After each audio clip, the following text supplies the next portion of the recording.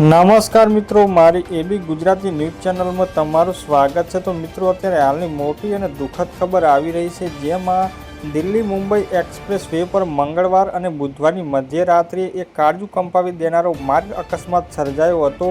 તો હરિદ્વારથી ઇન્દોર જઈ રહેલી એક મુસાફરીથી ભરેલી બસ બેકાબૂ થઈને ટ્રેલર સાથે અથડાઈ હતી અને જોતામાં તેમાં ભીષણ આગ લાગી ગઈ હતી અને આ દર્દનાક દુર્ઘટનામાં મૃત્યુઆંક વધીને 7 થઈ ગયો છે, જ્યારે 22 જેટલા મુસાફરો ઇજાગ્રસ્ત થયા છે અને બસમાં કુલ 37 મુસાફરો સવાર હોવાનું જાણવા મળ્યું છે। તો મિત્રો, પોલીસના જણાવ્યા અનુસાર વાત કરીએ તો રાત્રે આશરે 2:30 વાગ્યે કોરબા પોલીસ સ્ટેશન વિસ્તાર નજીક આ અકસ્માત સર્જાયો હતો અને ટક્કર એટલી જોરદાર હતી કે આગ મિનિટોમાં જ આખી બસમાં ફેલાઈ ગઈ હતી અને બસનો મોટો ભાગ બળીને ખાખ થઈ ગયો હતો।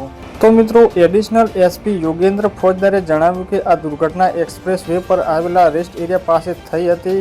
તો શરૂઆતની માહિતીમાં 2 લોકોના મોત અને 17 લોકો ઇજાગ્રસ્ત હોવાની આશંકા હતી, પરંતુ બાદમાં 6 મૃતદેહોને હોસ્પિટલ ખસેડવામાં આવ્યા હોવાની પુષ્ટિ થઈ હતી।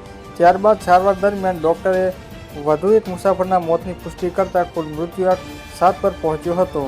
તો દોસ્તો, દોસાના એસપી પિયુષ દીક્ષિતે પણ તાત્કાલિક ઘટનાસ્થળ પહોંચી ગયા હતા અને રાહત તેમજ બચાવ કામગીરીની જાતે દેખરેખ રાખી રહ્યા છે।